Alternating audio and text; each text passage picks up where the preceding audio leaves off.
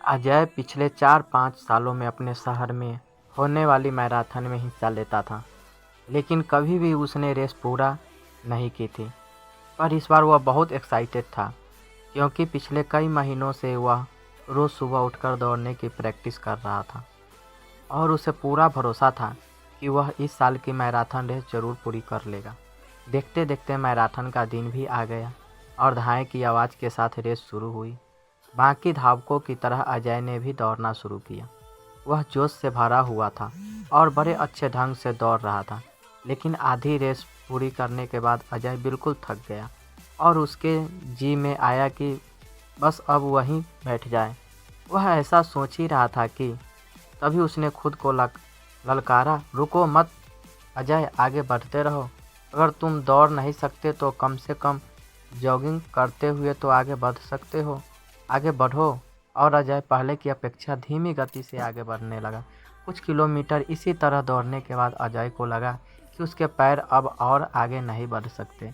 वह लड़खड़ाने लगा। अजय के अंदर विचार आया, अब बस और नहीं बढ़ सकता।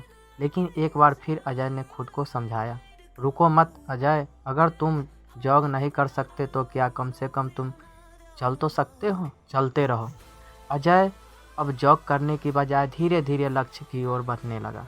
बहुत से धावक अजय से आगे निकल चुके थे और जो पीछे थे वे भी अब आसानी से उसे पार कर रहे थे। अजय उन्हें आगे जाने देने के अलावा कुछ नहीं कर सकता था।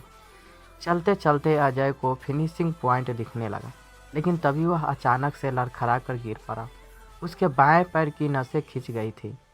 अब कुछ भी हो जाए, मैं आगे नहीं बढ़ सकता। जमीन पर पड़े पड़े अजय के मन में ख्याल आया, लेकिन अगले पल ही वो जोर से चीखा, नहीं, आज चाहे जो हो जाए मैं ये रेस पूरी करके रहूँगा।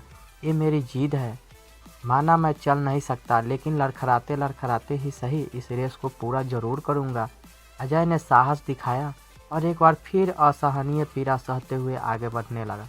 और इस बार वह तब तक बढ़ता रहा जब तक उसने फिनिशिंग लाइन पार नहीं कर ली। और लाइन पार करते ही वह जमीन पर लेट गया। उसके आंखों से आंसू बह रहे थे। अजय ने रेस पूरी कर ली थी। उसके चेहरे पर इतनी खुशी और मन में इतनी संतुष्टि कभी नहीं आई थी। आज अजय ने अपने चलते रहने की जीत के कारण न सिर्फ एक रेस पूरी की, बल्कि ज़िंदगी के बाकी रेसों के लिए भी खुद को तैयार कर लिया था। दोस्तों, चलते रहने की जीत हमें किसी भी मंजिल तक पहुंचा सकती है।